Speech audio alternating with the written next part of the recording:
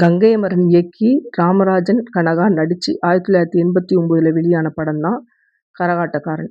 வெறும் 20 லட்சம் பட்ஜெட்ல உருவாகி பல கோடிகளை தட்டி தூக்கின கரகாட்டக்காரன் படம் உள்ளூர்ல மட்டும் 200 நாட்களுக்கு மேலேயும், சென்னை, மதுரை போன்ற நகரங்கள்ல 380 நாட்களுக்கு மேலேயும் ஓடி வசூல் சாதனை படைச்சிச்சு. ஆனா இந்த படத்தை தயாரிச்ச கருமாரி கந்தசாமிக்கு படம் பெரிய அளவுக்கு லாபத்தை கொடுக்காம கடைசி வரையிலும் கடனாளியா அவர் வாழ்ந்தார். அதுக்கு காரணம் கங்கை அமரன். ஏன்னா கரகாட்டக்காரன் படத்துக்கு முன்னாடி அண்ணனுக்கு ஜே அப்படிங்கிற ஒரு படத்தை கங்கை அமரன் இயக்கியிருந்தார். அந்த படம் படுதோல்வி அடைஞ்சதுனால கங்கை அமரனுக்கு சினிமால மார்க்கெட் காலி ஆயிடுச்சு.